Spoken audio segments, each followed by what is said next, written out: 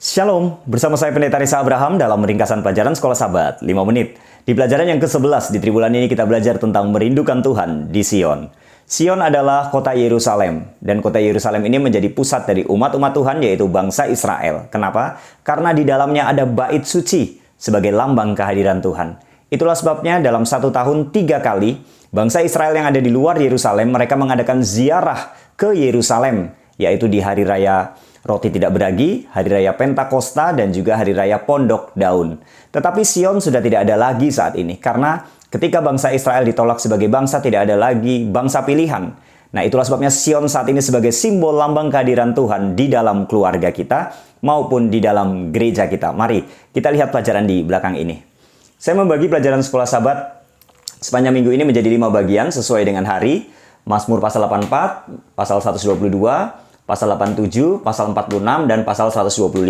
Dari 5 bagian ini, saya bagi menjadi 2 bagian, yaitu peristiwa pada waktu itu dan aplikasi untuk kita saat ini. Kita lihat satu persatu. Yang pertama, di pasal 84, ini adalah mazmur ziarah ketika bangsa Israel di luar kota Yerusalem, mereka mengadakan perjalanan ke Yerusalem.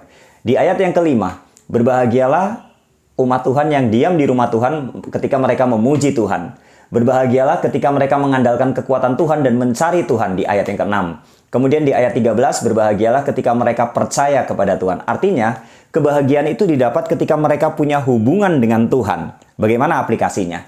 Kita akan mendapatkan kebahagiaan ketika kita memiliki hubungan dengan Tuhan di dalam perjalanan hidup kita. Kemudian yang kedua, hubungan dengan Tuhan itu dibangun di dalam ibadah kita, baik di dalam gereja maupun di dalam keluarga kita. Kemudian di Mazmur 122, di ayat yang keempat, Israel ada peraturan dan hukum di dalamnya di sana. Kemudian di ayat yang kelima, ada keadilan yang dijalankan. Ayat 6-8, berdoa untuk kesejahteraan kota Sion atau Yerusalem. Nah, peraturan dan hukum di dalam bangsa Israel saat itu berhubungan dengan mengasihi Tuhan. Sedangkan keadilan yang dijalankan di Yerusalem saat itu melambangkan mengasihi sesama manusia, harus berkeadilan di sana.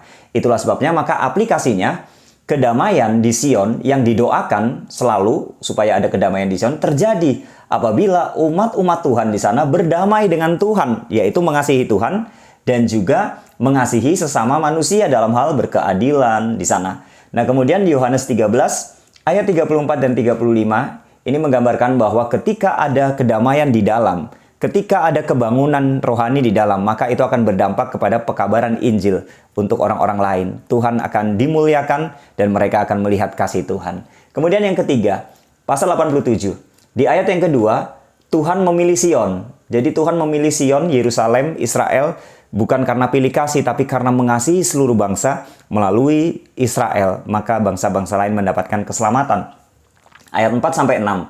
Bangsa-bangsa lain lahir di Sion, disebutkan di sana. Ini adalah gambaran bahwa meskipun mereka bukan bangsa Israel, tapi ketika mereka mengenal Tuhan, mereka menjadi anak-anak Tuhan, diadopsi menjadi anak-anak Tuhan. Itulah sebabnya maka aplikasinya dalam Roma 3 ayat 22 dan Galatia 3 ayat 28-29 menggambarkan bahwa keselamatan itu untuk seluruh bangsa, bukan hanya untuk orang Israel saja. Maka bagi kehidupan kita, keselamatan itu di dalam gereja kita tidak boleh membedakan suku apa, suku Jawa, suku Batak, suku Manado, suku Sunda. Tidak boleh ada perbedaan di dalam gereja, dalam pekerjaan Tuhan. Kemudian di pasal 46, di sana menceritakan tentang ayat 3-4 ada bencana alam di dunia ini. Ayat 7 ada peperangan. Tetapi ayat 5-6 mengatakan damai di kota Tuhan, di Sion. Ayat 9-10 ada damai di seluruh bumi. Bagaimana aplikasinya? Ada kedamaian di dalam Tuhan meskipun dalam situasi yang sulit. Dalam situasi ketika ada peperangan, bencana alam, umat-umat Tuhan yang setia, mereka akan tetap memiliki damai sejahtera. Kemudian, kekacauan di bumi ini akan diakhiri oleh Yesus. Dan kedamaian akan meliputi bumi. Ketika Yesus datang untuk yang kedua kali, maka semua akan diakhiri, kekacauan akan berakhir, dan kedamaian akan ada di bumi ini. Itulah Yerusalem yang baru akan berdiri di dunia ini. Kemudian yang terakhir, pasal 125 ayat 1-2, orang-orang yang percaya kepada Tuhan itu akan kuat seperti gunung Sion. Aplikasinya adalah hidup di dalam Tuhan akan memberikan kepada kita kekuatan meskipun ada banyak pengaruh-pengaruh negatif, ada pencobaan-pencobaan di dalam hidup kita, tapi orang yang percaya kepada Tuhan, mereka akan tetap kuat dan teguh menjalani kehidupan ini. Inilah gambaran tentang Sion pada waktu itu dan aplikasinya untuk kita saat ini. Inilah ringkasan pelajaran Sekolah Sahabat sepanjang minggu ini. Tuhan memberkati.